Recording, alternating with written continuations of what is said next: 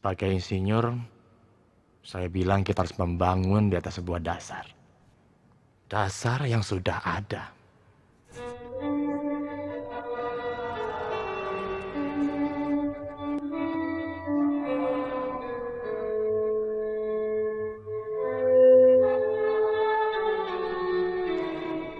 Sejarah Bahasa Indonesia. Bahasa Indonesia sendiri lahir pada tanggal 28 Oktober 1928. Lalu dinyatakan kedudukannya sebagai bahasa negara pada tanggal 18 Agustus 1945 yang disahkan dalam Undang-Undang Dasar 1945.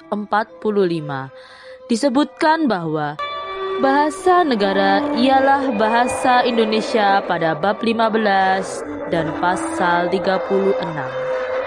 Keputusan Kongres menyatakan bahwa bahasa Indonesia tumbuh dan berkembang dari bahasa Melayu yang sejak zaman dulu sudah dipergunakan sebagai bahasa perhubungan, bukan hanya di Kepulauan Nusantara, melainkan juga hampir di seluruh Asia Tenggara.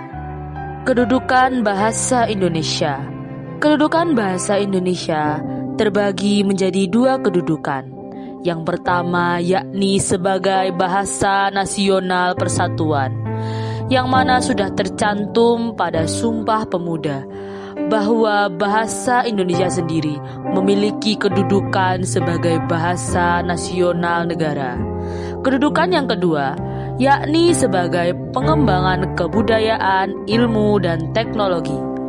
Bahasa ini dibuktikan dengan penyebaran ilmu pengetahuan dan teknologi, baik dari buku maupun majalah.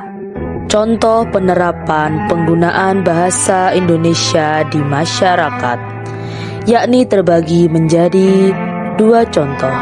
Yang pertama, dalam kedudukannya sebagai bahasa nasional, yakni sebagai sarana pemersatu berbagai suku bangsa dan berbagai sarana komunikasi antar daerah dan antar budaya daerah.